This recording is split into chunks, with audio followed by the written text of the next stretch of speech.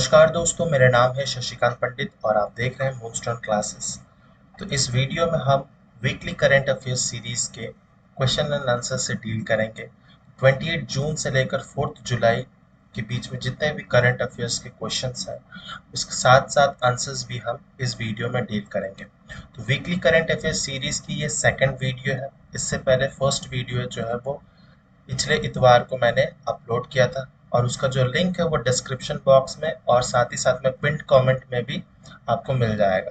तो अगर आपने वो नहीं देखा तो वो भी देख लीजिएगा। तो इस वीडियो को अंत तक देखिए, क्योंकि इस वीडियो में हम लोग 30 से भी ज़्यादा क्वेश्चंस हम लोग इस क्वेश्चन में इस सेशन में सॉल्व करेंगे। तो बहुत ही इंटरेस्टिंग होने वाला है सेशन। और अगर वीडियो अच्छा लगे तो लाइक कीजिए, शेयर कीजिए, चैनल पे नए हैं तो सब्सक्राइब जरूर कर लीजिए। चलिए शुरू करते हैं, फर्स्ट क्वेश्चन देख लेते हैं। The term Mosquirix was in the news recently. It is described as, बहुत important question है, vaccines that is given to the children to help protect against malaria, against chikungunya, against dengue and against West Nile fever। तो इन चारों बीमारी में से किसके लिए ये वैक्सीन डेवलप की गई है? तो ऑप्शन नंबर ए जो है इसका करेक्ट आंसर होगा, मलेरिया के लिए डेवलप की गई है। और आपको पता है मलेरिया एक मॉस्किटो बॉर्न डिजीज है और किससे कॉज होता है? तो बाई प्लाज्मोडियम, जो एक प्रोटोजोआन है। तो प्लाज्मोडियम जो है वो प्रोटोजोआन माइक्रो ऑर्गेनिज्म है, उसके कारण ये डिजीज कॉज होती है। और इससे इन्फेक्शन कैसे फैलता है? तो फीमेल एनिफिलिस मॉस्किटो बाइट करती है तब जाके इन्फेक्शन फैलता है। और ये जो ट्रॉपिकल कंट्रीज है, ट्रॉपिकल कंट्रीज मतलब 23.5 degree north and 23.5 degree south, ये वाले जो लैटिट्यूड में जितने भी कंट्रीज आ जाते हैं वहां पर मलेरिया के केसेस और मॉस्किटो बॉर्न डिजीज बहुत ज्यादा प्रेवलेंट है। ठीक है, तो मॉस्क्यूरिक्स के बारे में जान लेते हैं। Mosquirix is a vaccine that is given to children 6 weeks, मतलब छोटे बच्चों के लिए है। 6 वीक्स से लेकर 17 महीने बच्चों के लिए मॉस्क्यूरिक्स हेल्प करेगा to protect against malaria caused by the protozoan. कौन सा प्रोटोजोआन स्पीसीज? Plasmodium falciparum. ये बहुत वन ऑफ द मोस्ट, मतलब ये जो प्लाज्मोडियम की स्पीसीज है उससे बहुत ज्यादा मोर्टिलिटी होती है बच्चों में। ठीक है, तो अलग अलग प्लाज्मोडियम के स्पीसीज है, जैसे plasmodium vivax, plasmodium ovale, plasmodium malaria. ठीक है, तो प्लाज्मोडियम फैल्सीपेरम जो है वो ब्रेन को डैमेज करता है। ठीक है, तो ये बहुत ज्यादा लीथल होता है। ठीक है, तो ये बच्चों के लिए है। And the vaccine should only be used in the area of the world where plasmodium falciparum malaria is wide spread. और ये कहाँ वाइड स्प्रेड है? तो ट्रॉपिकल लैटिट्यूड्स में ज्यादा प्रॉब्लम होता है, इसीलिए साउथ ईस्ट एशिया और अफ्रीकन कंट्रीज में ये बहुत ज्यादा प्रेवलेंट है। ठीक है, तो मॉस्क्यूरिक्स ऑल्सो हेल्प, ये जो वैक्सीन है वो हेल्प करता है against hepatitis B virus infection of the liver also. ठीक है, लेकिन इसका मतलब ये नहीं है कि सिर्फ इसी बीमारी के लिए ही हम लोग इसको यूज करेंगे। मॉस्क्यूरिक्स का बस एक एडिशनल बेनिफिट यह है कि ये हेपेटाइटिस बी वायरस से भी इन्फेक्शन को दूर करने में काम कारगर है। ठीक है, फिर और कुछ मॉस्किटो बॉर्न डिजीजेस जान लेते हैं, बहुत इंपॉर्टेंट है, जैसे malaria, dengue, West Nile virus, chikungunya, yellow fever, Zika virus. ये सब क्या होता है? मॉस्किटो के कारण होता है, मच्छर के कारण होता है। अब मलेरिया किस लिए होता है? तो फीमेल फीमेल एनिफेलिस मस्क्यूटो, एनिफेलिस मस्क्यूटो। ठीक है, तो ये भी याद रख लीजिए। फिर नेक्स्ट क्वेश्चन देख लेते हैं। Kakhovaka Reservoir was recently in the news due to its riverbed that has become steepy in large parts. The reservoir is located in Belarus, Russia, Romania, Ukraine. तो इसका सही आंसर क्या होगा? Option number D, Ukraine. आपको पता है कि 1 साल से भी ज्यादा हो गया और रशिया और यूक्रेन के बीच में युद्ध चल रहा है। तो ये जो पर्टिकुलर रिजर्वायर है बेसिकली एक डैम था, काकोवका रिजर्वायर, जो कि south southern part of Kherson जो सिटी है यूक्रेन की, उसके नजदीक में ये रिजर्वायर था। तो इसका बहुत ज्यादा इम्पैक्ट पड़ा है क्योंकि इसमें बहुत ज्यादा वाटर स्टोर होता था। तो जितने भी आसपास के जो खेरसोन शहर में जितने भी लोग रहते थे, उनको वहां पर फ्लडिंग हो गई है और उनके जो खेत थे और इनको यूक्रेन और रशिया को क्या कहा जाता है, bread basket of the world, ठीक है, बहुत गेहूं का प्रोडक्शन होता है, तो उनकी जो फसलें थी वो पूरी तरह से नष्ट हो गई, ठीक है। फिर जो क्रीमियन पेनिनसुला है वो भी इस रिजर्वायर के पानी से बहुत ज्यादा डिपेंडेंट था, ठीक है। जो क्रीमियन पेनिनसुला है वो 2014 में रशिया ने एनेक्स कर लिया था बाई फ्रॉम यूक्रेन, ठीक है। और तीसरा इम्पैक्ट क्या है, तो जो जैपोरिजा न्यूक्लियर पावर प्लांट है जो कि यूरोप का सबसे लार्जेस्ट न्यूक्लियर प्लांट है, तो हम पता है ना कि न्यूक्लियर पावर प्लांट को ठंडा करने के लिए, क्योंकि बहुत ज्यादा एनर्जी वहां पर जनरेट होता है, तो उसको ठंडा करने के लिए न्यूक्लियर पावर प्लांट में बहुत अमाउंट में पानी चाहिए था, तो ये पानी सारा बह गया है रिजर्वायर का पानी, तो अब जो न्यूक्लियर पावर प्लांट है वहां पर पानी शॉर्टेज हो गया, तो ये ऐसे बहुत सारे, और इकोलॉजिकल डैमेज तो हुआ ही होगा, ठीक है। तो ये सब प्रॉब्लम हुआ है, साथ ही साथ में जो ये हाइड्रो इलेक्ट्रिसिटी भी जनरेट करता था ये पर्टिकुलर रिजर्वायर, तो इसके कारण ये भी इसका नेगेटिव इम्पैक्ट पड़ा है। तो ये कहाँ पर है, तो काकोवा का रिजर्वॉयर, ठीक है, ऑप्शन नंबर डी यूक्रेन में। क्वेश्चन नंबर थर्ड देख लेते हैं। Consider the following elements cobalt, nickel, lithium, how many of above are required for batteries used in electric vehicles or cell phones? कितने यूज होते हैं, only one, only two, all three, none of this. तो ये तीनों ही cobalt, nickel, lithium तीनों ही use होते हैं electric vehicles और सेल फोन्स बनाने में, तो ऑप्शन नंबर सी जो है वो करेक्ट आंसर हो जाएगा। In a strategic move, the center has identified 13 critical minerals, ठीक है। तो सेंटर में भी कौन क्या है, तो मिनिस्ट्री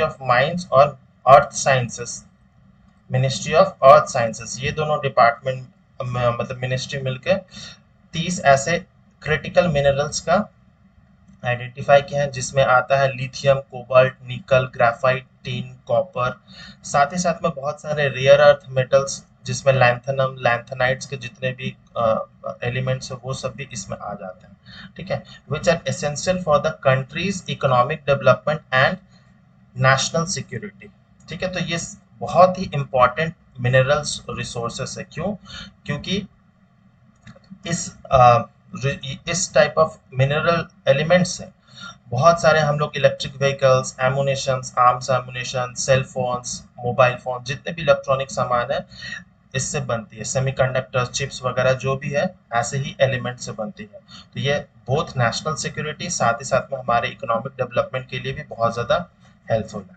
ठीक है। तो cobalt, nickel, lithium are required for batteries used in, पता ही होगा आपको, लिथियम जो हमारे मोबाइल फोन में बैटरीज होती है, लैपटॉप में जो होती है वो क्या होती है, लिथियम आयन बैटरी होती है। अब जो व्हीकल्स आने लगी है, चाहे दो पहिया हो या चार पहिया, उसमें भी जो बैटरीज होती है उस इलेक्ट्रिक वाले कार्स में, वो भी लिथियम आयन से बनती है मेनली, ठीक है। तो ये बहुत ज्यादा इंपॉर्टेंट है हमारे इकोनॉमिक डेवलपमेंट के लिए और साथ ही साथ में नेशनल सिक्योरिटी के लिए, ठीक है। क्वेश्चन नंबर फोर्थ देख लेते हैं। Kyriakos Mitsotakis has been elected as the Prime Minister of which country? Italy, Greece, Serbia, Croatia. तो इसका सही आंसर क्या होगा, ऑप्शन नंबर बी, ग्रीस हो जाएगा, ठीक है। तो कायरियाकोस मित्सोताकिस जो है वो दूसरी बार इलेक्ट हुए हैं लगातार as a prime minister of Greece.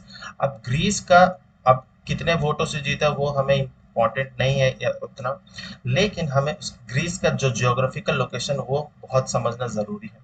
तो ग्रीस जो है मेडिटेरेनियन सी के कोस्ट में प्रेजेंट है, और इसके आसपास में कौन सा कंट्रीज है, तो जो ईस्टर्न पार्ट में है वो है टर्की, जो आज उसका नाम चेंज हो गया, क्या, तुर्की हो गया। तो टर्की पुराना नाम था और न्यू नाम है तुर्की। तो ईस्टर्न साइड से तुर्की है, नॉर्दर्न साइड में है बुल्गारिया, मैसिडोनिया और एल्बेनिया, तो ये तीनों जो कंट्रीज है वो है क्या, बाल्कान कंट्रीज, ठीक है। तो ये तो हो गया कंट्रीज। फिर अब सीज देख लेते हैं कौन कौन सा सी लगा हुआ है, तो ईस्टर्न पार्ट में कौन सा सी है, एजियन सी है, सदर्न पार्ट में है मेडिटेरेनियन सी, और वेस्ट पार्ट में है आयोनियन सी, ठीक है। तो ये तीनों ही इंपॉर्टेंट है, एजियन सी, मेडिटेरेनियन सी, आयोनियन सी। तो ये ग्रीस के लोकेशन है, और ग्रीस भी बहुत इंपॉर्टेंट कंट्री है यूरोप में, जो लिंक करता है ऑलमोस्ट तुर्की और ग्रीस जो है वो एशिया और यूरोप को लिंक करता है, बहुत सारे आइलैंड कंट्रीज हैं ग्रीस के, और इसको क्रेडल ऑफ यूरोपियन सिविलाइजेशन भी कहा जाता है, जननी कहा जाता है यूरोपियन सिविलाइजेशन का, ये बहुत ज्यादा इंपॉर्टेंट है। क्वेश्चन नंबर 5 देख लेते हैं। What is the rank of India in WCC global competitiveness index में? 12, 25, 40, 56। तो इसका सही आंसर क्या होगा? Option number C, that is 40 हो जाएगा करेक्ट आंसर। तो इस बार इंडिया का रैंक 40 है। 2023 में ये पूछ रहा हूं मैं। जब 2022 का रैंक क्या था तो 37th रैंक था। ठीक है, तो इंडिया का रैंक डिग्रेड हो गया, 37 रैंक से 40 तक पहुंच गया। ठीक है, तो ये इसमें 64 इकोनॉमीज जो है कंट्रीज का इंडेक्स बनता है, उसमें से इंडिया का रैंक है 40। और जो टॉप के 3 कंट्रीज कौन कौन से हैं तो वो डेनमार्क, आयरलैंड एंड स्विट्जरलैंड, सारे ही यूरोपियन कंट्रीज हैं, वो इस लिस्ट में ग्लोबल कॉम्पिटिटिवनेस इंडेक्स में टॉप किए हैं। ठीक है, इंडिया की पोजीशन जो है 40th है। क्वेश्चन नंबर 6 देख लेते हैं। Which bloc has conducted a joint military drill named Solidarity Exercise? EU मतलब यूरोपियन यूनियन, G20, आसियान या बिम्स्टेक? तो इसका सही आंसर क्या होगा? Option number C, BIMSTEC. ठीक है, तो solidarity exercise is a joint military drill involving the ASEAN nation, that is Indonesia, Vietnam, Malaysia, Brunei and Philippines। तो ये जितने भी आसियान कंट्रीज हैं वो मिलकर एक्सरसाइज कंडक्ट कराते हैं हर साल। और हर साल जो इसकी चेयर है, प्रेसिडेंसी के चेयर है, वो रोटेट होते रहती है among the Asian ASEAN countries. तो इस बार का जो 2023 का चेयर कौन है तो वो है इंडोनेशिया है। ठीक है, और इसका मेन ऑब्जेक्टिव क्या है? The military exercise has been planned amid the tension with the China. क्योंकि जितना भी साउथ एशियन कंट्रीज है उसको चाइना से बहुत ज्यादा खतरा है, क्योंकि due to China's expansionist policy, और साउथ चाइना सी में बहुत ज्यादा कन्फ्लिक्ट होता है सारे ही कंट्री से। तब आसियन कंट्रीज में कितने कंट्रीज हैं तो 10 कंट्रीज हैं। तो 10 कंट्रीज कौन कौन सा है? म्यांमार है, Laos, Vietnam, Thailand, Cambodia, Malaysia, Singapore, Brunei, Philippines and Indonesia. तो ये 10 कंट्रीज हैं आसियन ग्रुपिंग्स में। तो ये कंट्रीज के नाम भी आपको याद रखने होंगे आसियन ग्रुप के। और एक्सरसाइज है सॉलिडरिटी एक्सरसाइज। एम तो पता चल गया होगा, चाइना के रोकने के लिए वो लोग इकट्ठा काम कर रहे हैं। ठीक है, क्वेश्चन नंबर 7 देख लेते हैं।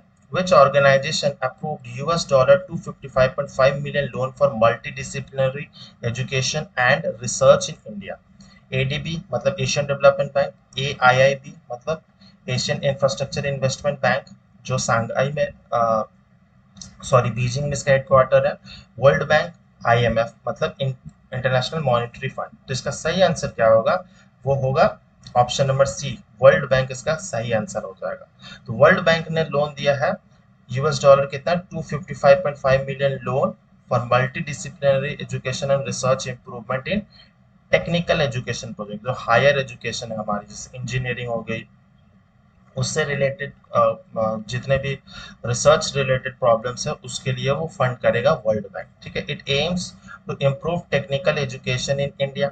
ठीक है, this funding will support approximately 275 selected government run technical institution over the course of next 5 years। तो 5 साल के लिए फंड मिलेगा, मतलब हर साल 255 मिलियन नहीं मिलेगा, वो पूरे 5 साल के लिए है। और कितने इसमें 275 selected government run technical institution है। तो इसमें बहुत सारे IITs है, NITs है, सेंट्रल सेंट्रल कॉलेजेस है, प्राइवेट भी है कुछ। ठीक है, तो उनको कौन फंड कर रहा है तो वर्ल्ड बैंक फंड कर रहा है। फिर नेक्स्ट क्वेश्चन है, Utah mountains which were seen in the news for watermelon snow is situated in which country? Russia, Ukraine, USA, Indonesia. Obviously Indonesia में तो बर्फ गिरता ही नहीं है, ये तो गलत ही होगा। यूक्रेन में भी बर्फ गिरता है लेकिन उतना गिरता नहीं है। आपको डाउट होगा तो रशिया होगा या USA होगा। इसका सही आंसर जो है ऑब्वियसली USA होगा, ऊटा माउंटेन्स। तो इस पिक्चर में आपको दिख रहा होगा कि ऐसा लग रहा है कोई रंग फेंक दिया है इस माउंटेन स्नो पे, लेकिन एक्चुअली ये रंग किसी ने फेंका नहीं है, ये एक एल्गी है, ग्रीन एल्गी है, जिसके कारण इसका जो कलर है, स्नो का कलर है, वो चेंज होते रहता है। कभी पिंक हो जाता है, कभी रेड हो जाता है, ऑरेंज हो जाता है। तो इसीलिए इस ऐसे स्नो को बोला जाता है वाटरमेलन स्नो। ठीक है, तो ये ग्रीन कलर क्यों है? तो ग्रीन मतलब ये सॉरी ये पिंक कलर या ऐसा कलर क्यों है? तो due to a green alga. और ग्रीन एल्गी कौन सा है? तो ग्रीन एल्गी का नाम है क्लामाइडोमस निवालिस। ठीक है। क्लाइमेडोमोनास निवालिस ग्रीन एल्गी है जिसके कारण ये कॉज होता है वाटरमेलन स्नो।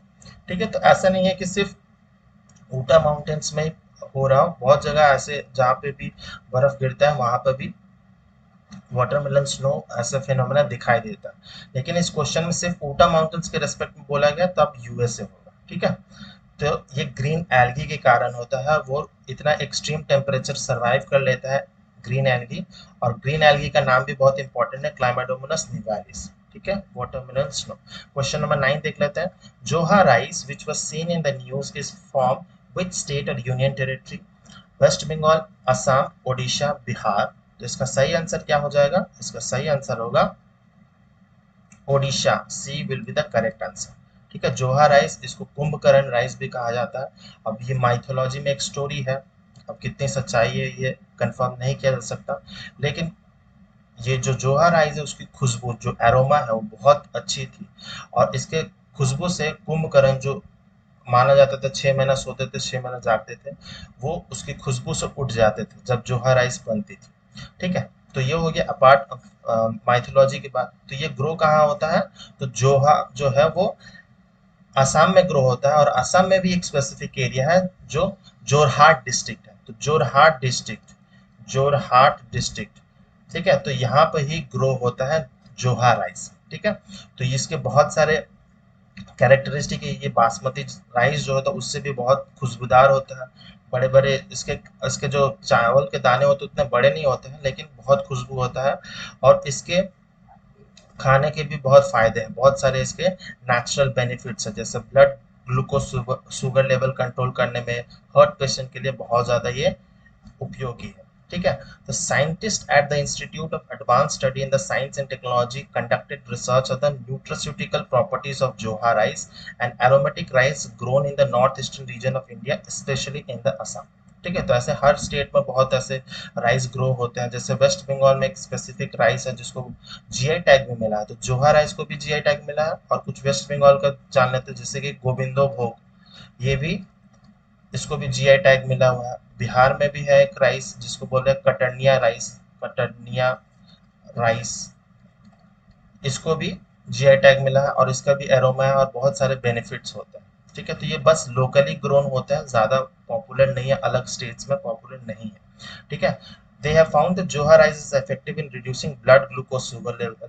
ठीक है, तो डायबिटीज पेशेंट्स के लिए बहुत ज्यादा हेल्पफुल रहेगा। क्वेश्चन नंबर 10 देख लेते हैं।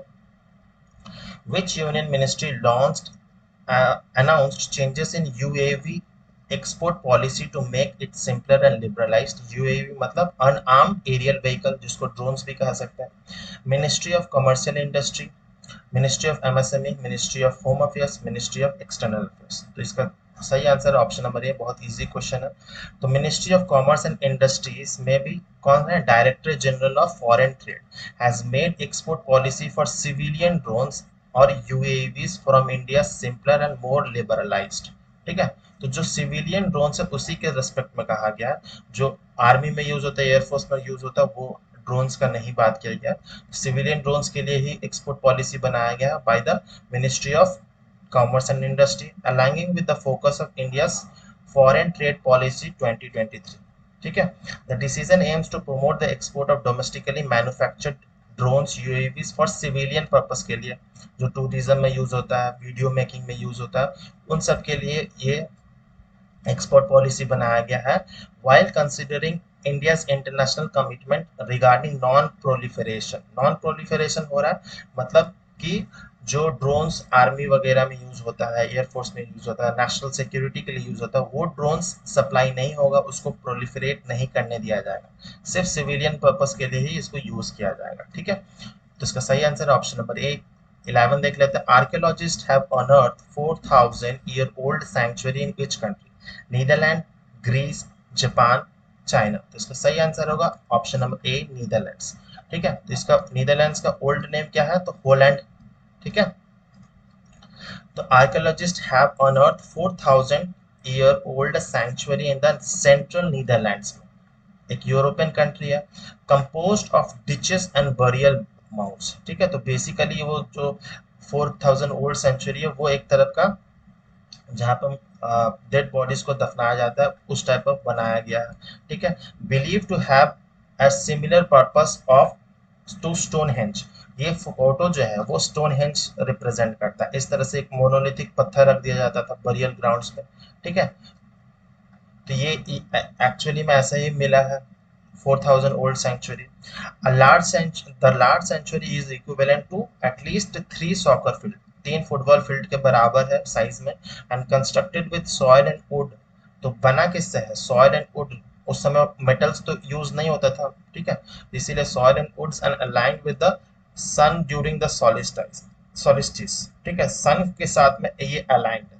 सॉलिस्टिस। सॉलिस्टिस और इक्विनॉक्स आपने पढ़ा होगा ज्योग्राफी में। ठीक है, समर सॉलिस्टिक, विंटर सॉलिस्टिस होता है, तो उसके साथ ये अलाइन होता है। तो इसका सही आंसर ऑप्शन नंबर ए, नीदरलैंड्स। क्वेश्चन नंबर 12 देख लेते हैं। Heliopolis memorial which has seen in the news located in which country? Japan, USA, Egypt, Germany. इसका सही आंसर है ऑप्शन नंबर सी, इजिप्ट या मिस्र जिसे कहते हैं। तो recently prime minister Narendra Modi visit पे गए थे इजिप्ट के, तो वहां पर वो हेलियोपोलिस वॉर सिमेट्री जो कि कायरो इजिप्ट में सिचुएटेड है, वहां पर भी गए थे to honour the memory of about 4000 Indian soldiers who fought in the World War one in Egypt and Palestine. तो 4000 वर्ल्ड वॉर वन में ऐसा क्यों लिखा गया? तो वो थे ब्रिटिश इंडियन आर्मी, जो ब्रिटिशर्स के लिए काम करते थे, वो वैसे इंडियन सोल्जर्स, वो वर्ल्ड वॉर वन में भी लड़े थे। ठीक है, ब्रिटिश के कहने पे। और इजिप्ट एंड पैलेस्टाइन, तो इजिप्ट एंड पैलेस्टाइन जो था वो पहले ऑटोमन एम्पायर का पार्ट था।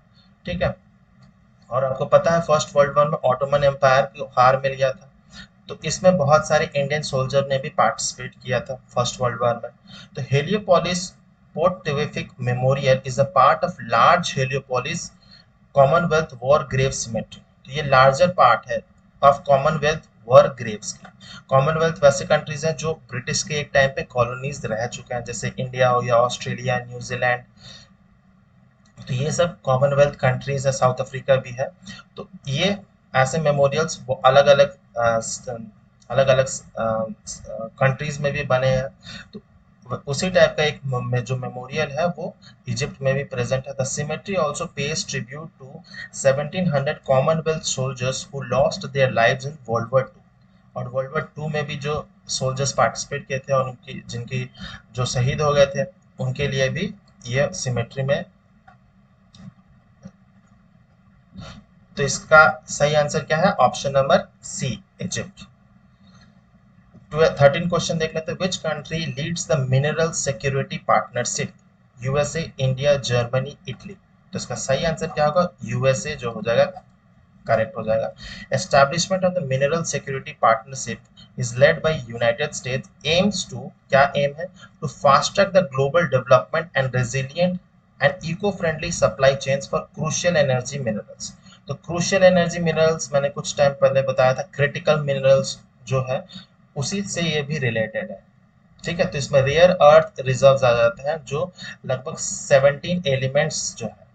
ठीक है, जो लैंथेनाइट सीरीज के हैं, सीरियम, इट्रिबियम, ग्लैडोनियम, ये सब जो एलिमेंट्स हैं, जो पीरियोडिक टेबल में आप पढ़े होंगे कभी साइंस में, 118 एलिमेंट्स है टोटल। उसमें से जो लैंथेनाइट्स एलिमेंट्स हैं वो सब आ जाता है रेयर अर्थ रिजर्व, जो कि बहुत ज्यादा हेल्पफुल है हमें eco friendly supply chains develop करने में। ठीक है, एनवायरमेंट फ्रेंडली करने में, डीकार्बोनाइजेशन करने में, कार्बन न्यूट्रल कंट्री बनने में, जीरो कार्बन एमिशन होने में। तो ये इसीलिए इसको यूज करने के लिए कि इसको सही तरह से यूज किया जाए और किसी गलत हाथों में ना पहुंच जाए। तो इंडिया भी ऐसे ही ग्रुप में वो रिसेंटली ज्वाइन करता, became its member along side 12 other partner countries and the European union. ठीक है, तो अब रेयर अर्थ रिजर्व में सबसे सबसे ज्यादा रिजर्व्स किसके किसके पास है? तो सबसे ज्यादा रिजर्व जो है वो चाइना के पास में है। फर्स्ट चाइना है, देन वियतनाम है। ठीक है, तो वियतनाम है, उसके बाद कौन है? ब्राजील है। ब्राजील थर्ड नंबर पे है। रशिया जो है वो चौथे नंबर पे है। और इंडिया जो है वो पांचवें नंबर पे है, इंडिया। ठीक है, तो रेयर अर्थ रिजर्व में भी ये भी आपको याद रखना होगा कि कौन कौन सबसे ज्यादा है जिसके पास है। तो चाइना के पास सबसे ज्यादा रेयर अर्थ रिजर्व है, उसके बाद Vietnam, Brazil, Russia, then India. ठीक है, इंडिया का पोजीशन जो है फिफ्थ है। तो इस मिनरल सिक्योरिटी पार्टनरशिप को कौन लीड करता है? तो यूएसए ने ये स्टार्ट किया था। इसका सही आंसर होगा ऑप्शन नंबर ए। क्वेश्चन नंबर 14 देख लेते हैं। Victor 6000, which was involved in the rescue operation of the Titan submersible, was developed in which country? USA, France, Israel, UAE। इसका सही आंसर क्या होगा? Option number B, that is France. तो ये एक टाइप ऑफ रोबोट है, इस picture में आप देख पा रहे हैं, ठीक है। Victor 600, sorry, Victor 6000. The Victor 6000 is a French robot that was involved in rescue operation of the Titan submersible. It is capable of diving up to 20,000 feet, approximately 6,000 metre under water वो dive कर सकता है। The crew of the Titan submersible lost contact with its surface vessels, the Polar Prince, an hour and 45 minutes after it began to dive to see the wreck, जो Titanic का wreck है। तो ये तो बहुत न्यूज में cover है, बहुत सारे वीडियोस भी मिल जाएंगे इससे रिलेटेड। तो बस ये जान लीजिए, विक्टर 6000 जो रोबोट था, जो टाइटन सबमर्सिबल को ढूंढने गया था, वो डेवलप किया है फ्रांस ने।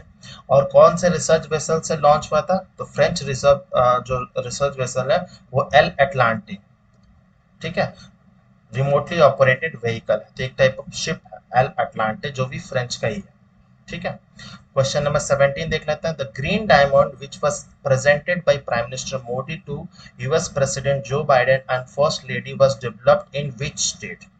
ऑप्शंस क्या है? गुजरात, आंध्र प्रदेश, गोवा, तेलंगाना। तो इसका सही आंसर क्या होगा? ए।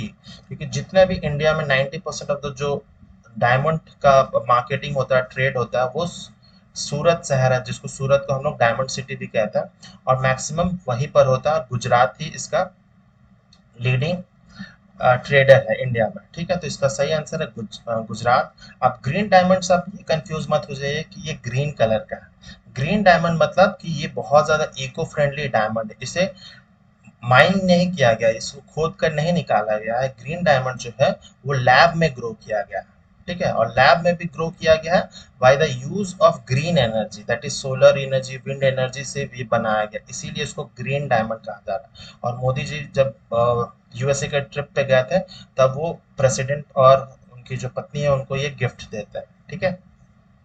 तो आने वाले टाइम में फ्यूचर में ग्रीन डायमंड्स वाले जो इको फ्रेंडली डायमंड्स है, उसका भी बहुत प्रमोशन होगा।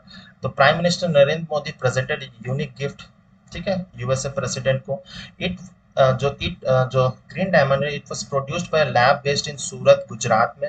और the lab grown 7.5 carat green diamond possesses similar chemical and optical characteristics as naturally mined diamonds from the earth, ठीक है। तो जो ग्रीन डायमंड है और जो माइन किया हुआ जो ओरिजिनल डायमंड होता है, दोनों का chemical composition and optical characteristic बहुत सिमिलर है। आप देख कर नहीं बता सकते हैं कि ये असली वाला कौन सा है, नकली वाला कौन सा है। तो दोनों ही एकदम एग्जैक्टली सेम, ठीक है।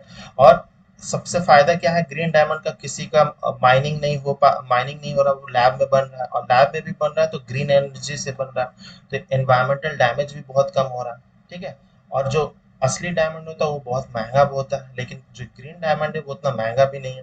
तो ये बहुत अच्छा एक ऑप्शन है डायमंड, जो असली डायमंड के रिस्पेक्ट में, ठीक है। The diamond is eco friendly as resources like solar and wind energy are used in making it, ठीक है।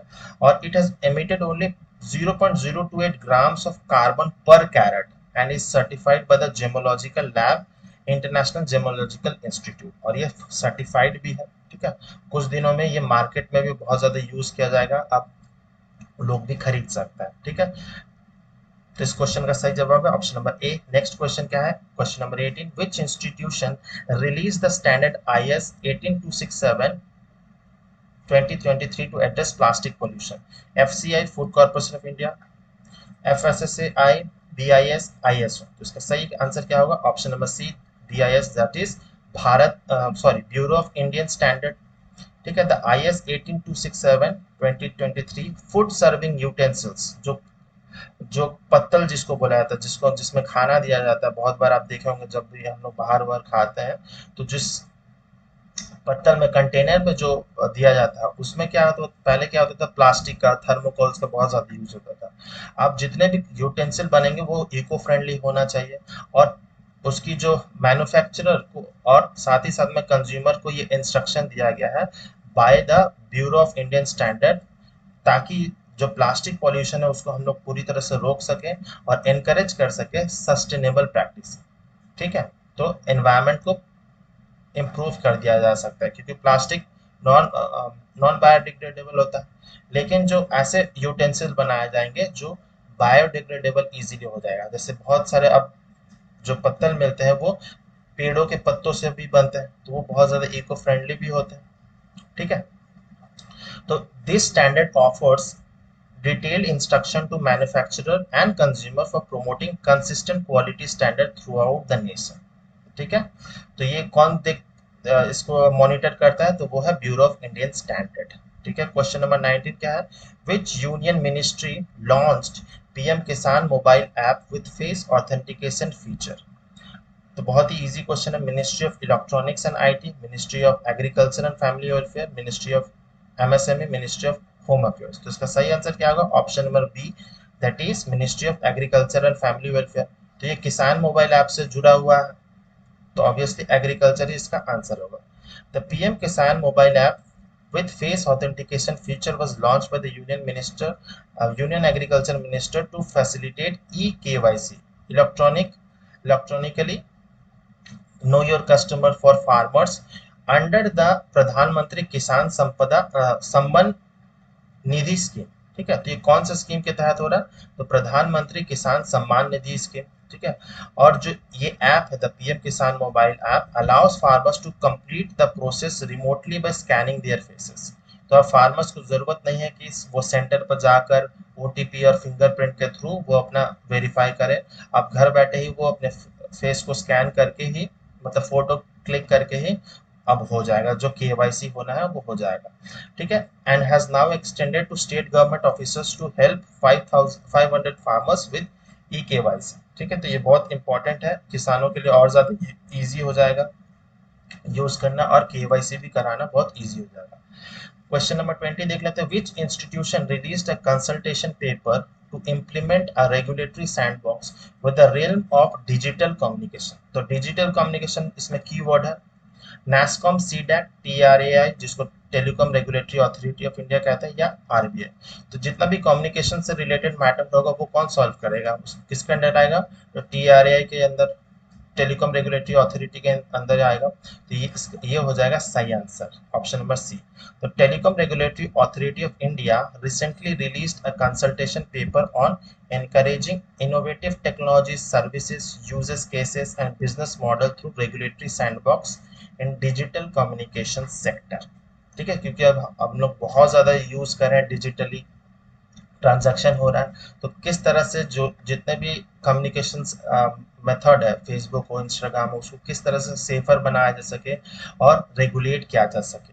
ठीक है, TRAI's consultation paper explore the potential implementation of a regulatory sandbox with the realm of digital communication।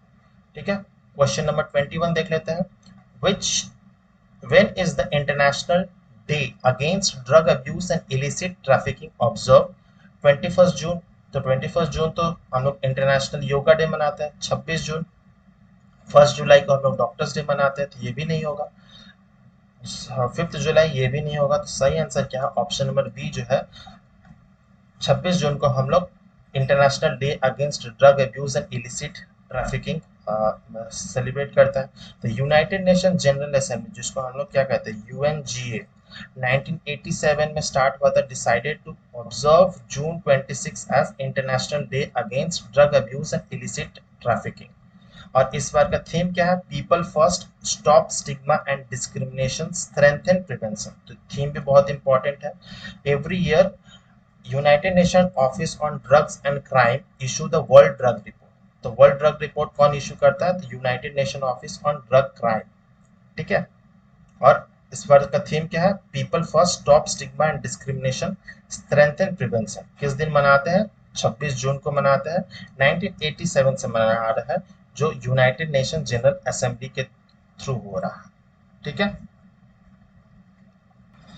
Question number 22 देख लेते हैं। Which institution is set to deploy 10 million brushless direct current motor fans पंखे across the country from सितंबर।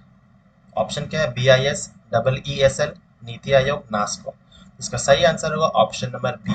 तो ये एक नया type of fan जो है वो इंट्रोड्यूस किया जाएगा फ्रॉम सितंबर, जिसको बोला जाता है ब्रशलेस डायरेक्ट करंट मोटर। तो ये मोटर ही कुछ ऐसा है कि वो बहुत ज़्यादा एनर्जी कम कंज्यूम करता है, तो बहुत ज़्यादा एनर्जी एफिशिएंट है, तो इसीलिए मिनिस्ट्री ऑफ पावर जो है उसको प्रमोट कर रही है।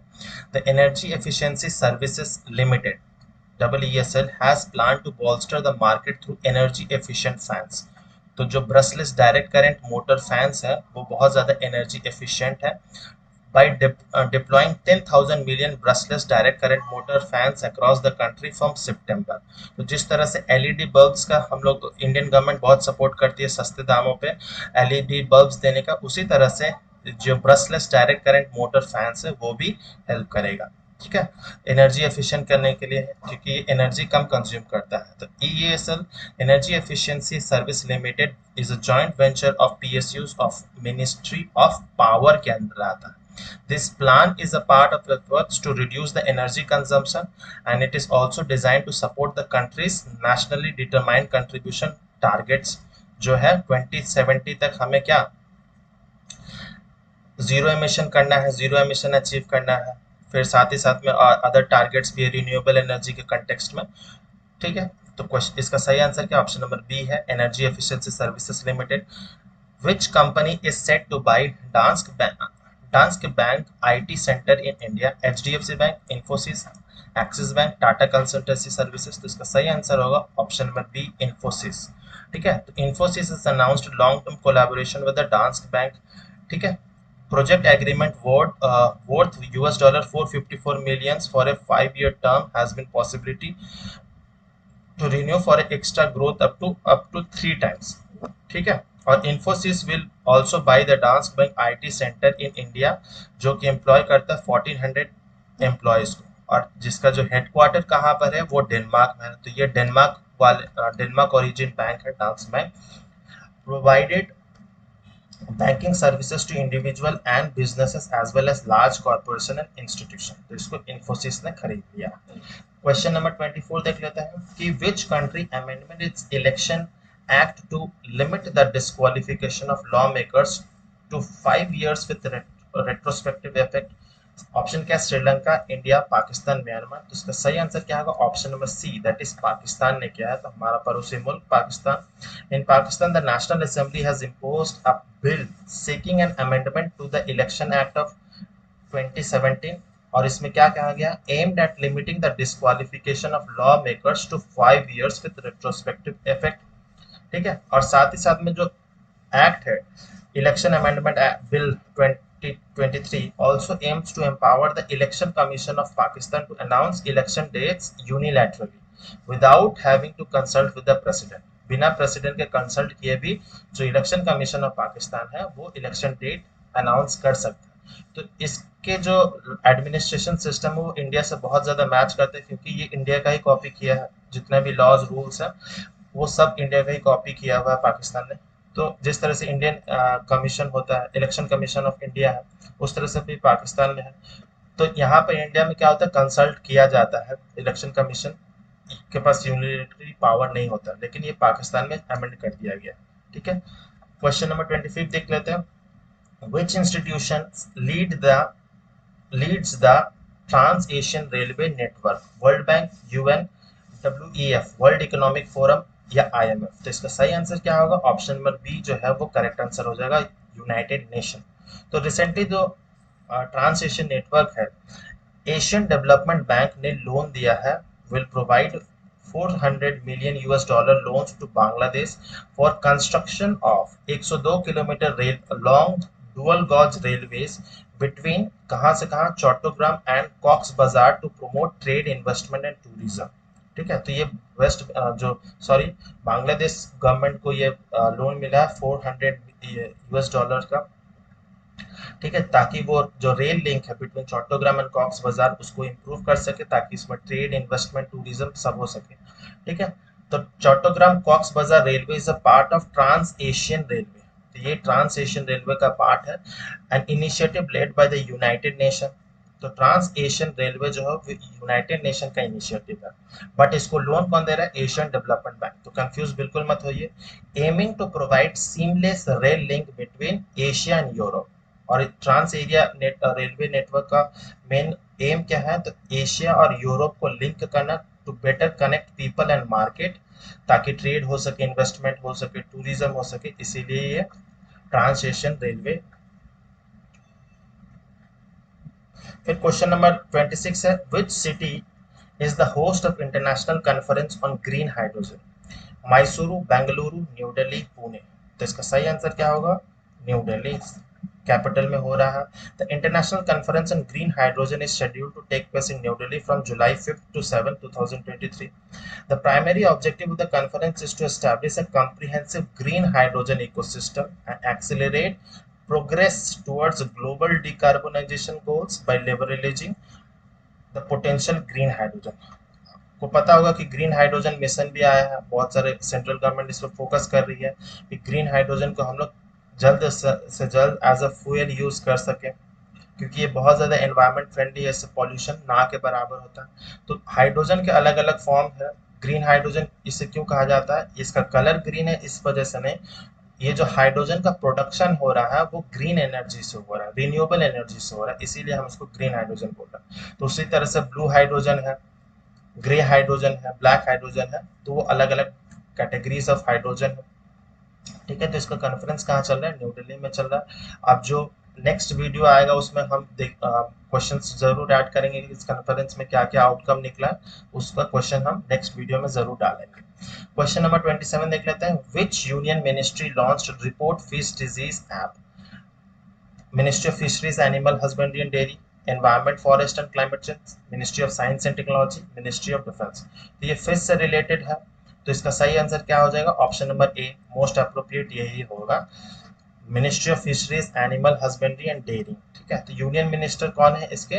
तो पुरुषोत्तम रूपाला जी है। Launch the report fish disease app. ठीक है, और ये ऐप किसने डेवलप किया है? तो ICAR, Indian council of agricultural research and NBFGR, ये दोनों मिलकर, ऑर्गेनाइजेशन मिलकर ये ऐप को डेवलप किया है under the national surveillance programme for aquatic animal disease.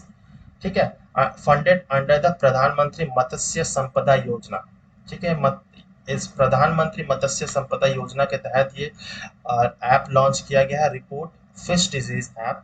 It is a centralised platform that integrates, कौन कौन को इंटीग्रेट करेगा? फिश फार्मर, जो फिश मछली पालन से जो बिलोंग करते हैं, फील्ड लेवल ऑफिसर जो फील्ड में प्रेजेंट होते हैं, एंड फिश हेल्थ एक्सपर्ट जो इसके एक्सपर्ट होते हैं, जो फिश से रिलेटेड उनके एक्सपर्ट है। तो इन तीनों को ही ये जो ऐप है वो कोलैबोरेट करेगा, इकट्ठा लाएगा, और बाई चांस अगर किसी फिश जो मछली पालन है उसको कभी ऐसा डिजीज पता चल जाता है कि मछली में ऐसा कोई डिजीज आ गया है, तो वो कंटैक्ट कर सकता है इस ऐप के थ्रू एक्सपर्ट से, और फील्ड लेवल ऑफिसर भी कंटैक्ट कर सकते हैं, ताकि हमारा जो फिश प्रोडक्शन है वो बढ़े, एक्वाकल्चर, पिसिकल्चर जो है उसका प्रोडक्शन और बढ़े, इंडिया में ज़्यादा प्रोडक्शन हो सके। ठीक है, तो इसका सही आंसर है ministry of fisheries, animal husbandry and dairy, और इनके मिनिस्टर कौन है? तो पुरुषोत्तम रूपाला।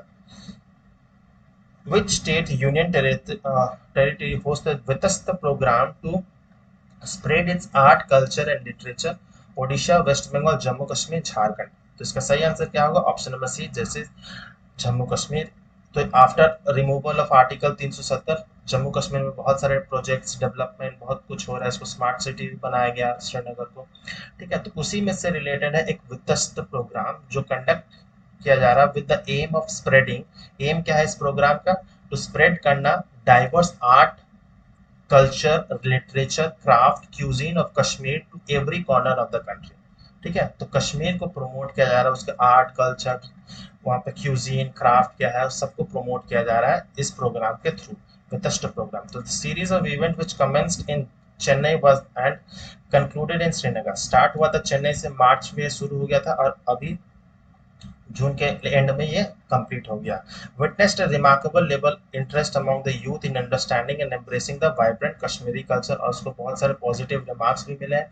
तो चेन्नई के कन्याकुमारी से इसका स्टार्ट हुआ था और श्रीनगर में इसका अंत हो गया था। ठीक है, तो ये प्रोग्राम मेनली कश्मीरी कल्चर को प्रमोट करने के लिए है। तो ये भी बहुत इंपॉर्टेंट क्वेश्चन है। क्वेश्चन नंबर 29 देख लेते हैं। Which institution approved the 6G framework, 6G vision framework? NASSCOM, NITI Aayog, ITU या आईएमएफ? तो इसका सही आंसर क्या होगा? Option number C, ITU. ITU expand करने पे क्या होता है? International telecommunication union. तो बहुत ज्यादा इंपॉर्टेंट है। ठीक है, the 6G vision framework has been officially approved by international telecommunication union. ठीक है, द डिपार्टमेंट, और इंडिया में कौन पार्टिसिपेट किया था? तो डिपार्टमेंट ऑफ टेलीकम्युनिकेशन, जो मिनिस्ट्री ऑफ कम्युनिकेशन के अंदर आता है, represent India has played a pivotal role in formulating the framework. Prime Minister Narendra Modi has released India's 6G vision, that is Bharat 6G vision, documented on March 23 ठीक है, तो recently पता है आपको कि 5G जो सर्विसेज है वो मेजर सिटीज में आ चुकी है। अब धीरे धीरे टायर 2 सिटीज में भी ये 5G सर्विसेज लॉन्च होगी। तो उसी रेस्पेक्ट में अब इंडिया जो है वो 6G पे काम कर रहा है। बहुत सारे ऐसे कंट्रीज है जो ऑलरेडी उनके पास 6G आ चुका है। तो इंडिया भी इसमें पीछे नहीं रहना चाहता और इंडिया भी इसमें जल्द से जल्द 6G पे भी काम हो रहा है। तो इसका सही आंसर क्या होगा? ITU, international telecommunication union. Question number 30 देख लेते हैं। Which state union territory is associated with Ekamra project? ठीक है, वेस्ट बंगाल, ओडिशा, बिहार, गुजरात। इसका सही आंसर क्या होगा? ओडिशा। एकाम्रा जो है वो भुवनेश्वर का पुराना नाम है, एंशिएंट नाम। तो इसको उसी से आपको समझ जाना चाहिए ओडिशा का। तो Odisha chief minister Naveen Patnaik initiated a 280 crore Ekamra project. ठीक है, 280 करोड़ का एकाम्रा प्रोजेक्ट। इसका एम क्या है? Enhancing the surrounding of 11th century Lingaraj temple in Bhubaneswar. तो लिंगराज टेम्पल जो 11th सेंचुरी में बना था, उसको ब्यूटिफाई करने के लिए उसका जो आसपास का जो एरिया है, ऑलमोस्ट 80 एकर्स का जो एरिया है, उसको खूबसूरत बनाने के, ब्यूटीफुल बनाने के लिए, और जो नए एम्यूनिटीज है नए समय के साथ में वहां पर लाने के लिए, ताकि वहां पर ज्यादा से ज्यादा टूरिज्म हो सके और लोगों का डेवलपमेंट हो सके, आसपास के लोगों का।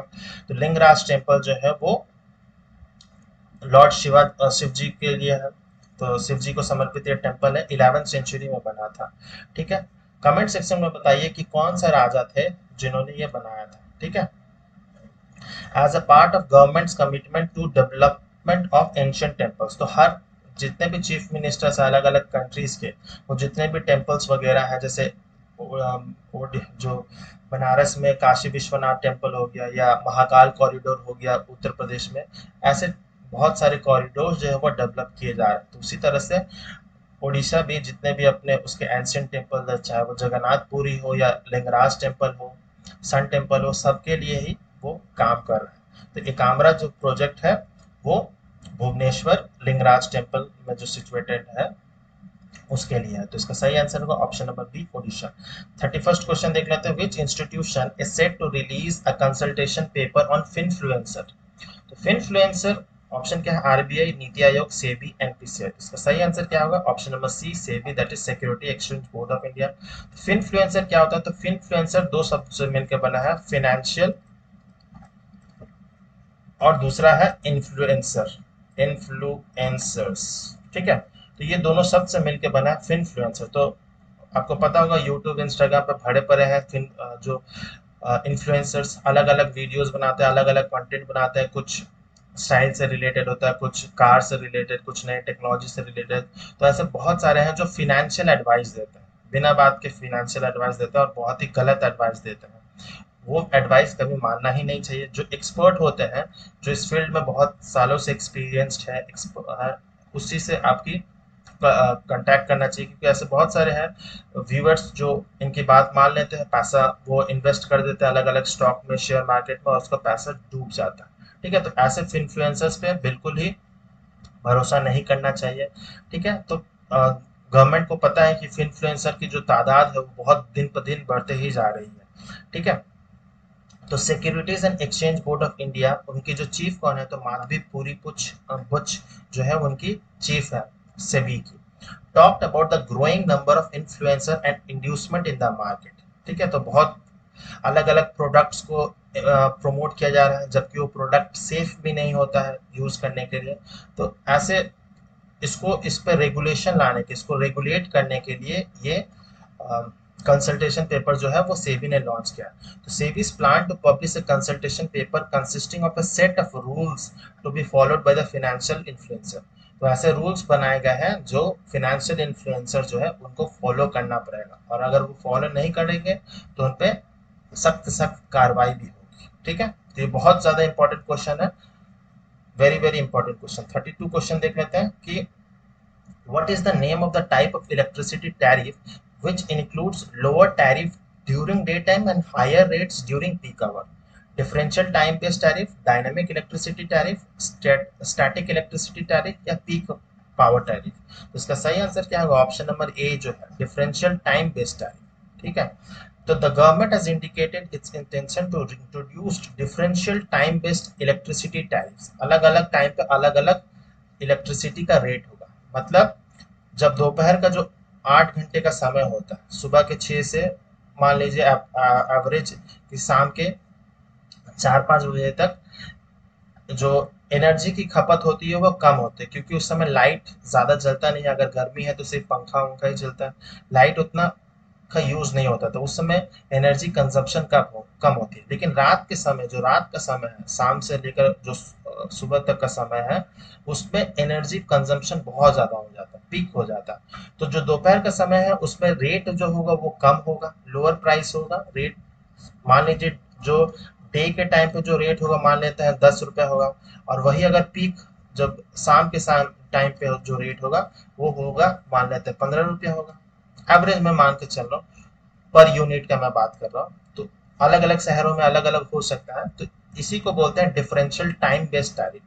ठीक है, तो ministry of Power recently announced amendment to the Electricity Right of Consumer Rules 2020, which include the incorporation of provision for time to date tariffs। ठीक है, तो ये डिफरेंशियल टैरिफ है, ये बहुत ही ज़्यादा डिबेट होगा इस पे, बहुत ज़्यादा इस पे कंट्रोवर्सी भी हो सकता है कि ऐसा क्यों किया जा रहा है, अलग अलग टैरिफ्स क्यों लगाया जा रहा है। तो अब इसके प्रोज एंड कॉन्स है, अब ये टाइम पे देखा जाएगा कि इसके क्या फायदे हो सकते हैं या क्या नुकसान होगा। ठीक है, तो इसका सही आंसर क्या है? Differential time plus tariff, option number A. Next question जो है लास्ट क्वेश्चन है इस वीडियो का। Gustav Klimt who is renowned for the kiss painting is from which country? Austria, France, Greece, Russia. तो इसका सही आंसर क्या होगा? ऑस्ट्रिया। ठीक है, आंसर इसका सही होगा। और ये जो किस पेंटिंग है ये पिक्चर मैंने अटैच की है। तब इस पेंटिंग में क्या खास बात है वो जान लेते हैं। At London auction held by Stotsby, the final portrait created by the Austrian artist Gustav Klimt, तो ऑस्ट्रिया से बिलोंग करते हैं, वो सोल्ड हुआ है कितने में? तो 108.4 मिलियन यूएस डॉलर, यानी इंडियन रुपीस में कन्वर्ट किया जाए तो 885 करोड़ के आसपास। ठीक है, मतलब मान अप्रोक्सीमेटली मान लिया 900 करोड़ में ये जो पेंटिंग है द किस, इस पेंटिंग का टाइटल है द किस, इसको बिका, making it the highest priced art book ever sold at A European auction. सबसे महंगा ये आर्ट सोल्ड आउट हुआ। ठीक है, regarded as one of the most influential decorative painters of 20th century, the Gustav Klimt's oil on canvas painting, that is the Kish, created between 1907 and 1908, तो बहुत पहले बनाया गया, आज से 100-120 साल पहले बनाया गया, depicts two lovers in embrace and is recognized one of the most iconic masterpiece। ठीक है, तो इन दो पर्सन के बीच का जो रोमांस है उसको इस पिक्चर में डिपिक्ट किया गया है। तो ऑब्वियसली जो आर्टिस्ट है उनकी इस पिक्चर की ज़्यादा कदर है, जैसे हम लोग लेमन को ये जो पेंटिंग है आर्टिस्टिक वर्क है उतना समझ नहीं आता। तो ये लगभग 900 करोड़ में ये पेंटिंग बिका है और सबसे महंगा बिका है। ठीक है, तो गुस्ताव क्लिमिट से रिलेटेड क्वेश्चन 100% चांस है कि कोई ना कोई एग्जाम में आएगा ही आएगा। तो ऑस्ट्रिया जो होगा इसका सही आंसर होगा। लास्ट एक क्वेश्चन है जो प्रैक्टिस क्वेश्चन है। ठीक है, उसका आंसर आपको कमेंट सेक्शन में देना है, बहुत इजी क्वेश्चन है। Which Indian arm force is the host of Tarang Shakti multinational air exercise? Indian army, Indian navy, Indian air force, Indian coast guard. तो इसका जो सही आंसर है उसको कमेंट सेक्शन में देना है। इस वीडियो में हमने ऑलमोस्ट 33 क्वेश्चंस को एक्सप्लेन किया है, डील किया है। उम्मीद करता हूँ बहुत कुछ सीखने समझने मिला होगा इस वीडियो से। अगर वीडियो अच्छा लगे तो लाइक कीजिए, कमेंट कीजिए कैसा लगा, शेयर कीजिए अपने दोस्तों के साथ, फैमिली मेम्बर्स के साथ। एंड चैनल पे नए हैं तो सब्सक्राइब जरूर कर लीजिए। अगर आप मुझसे जुड़ना चाहें तो इंस्टाग्राम पे भी जुड़ सकते हैं। मिलेंगे नेक्स्ट वीडियो में अगले संडे को एक नए वीकली करंट अफेयर्स सीरीज में। ठीक है, टिल देन बाय बाय, जय हिंद।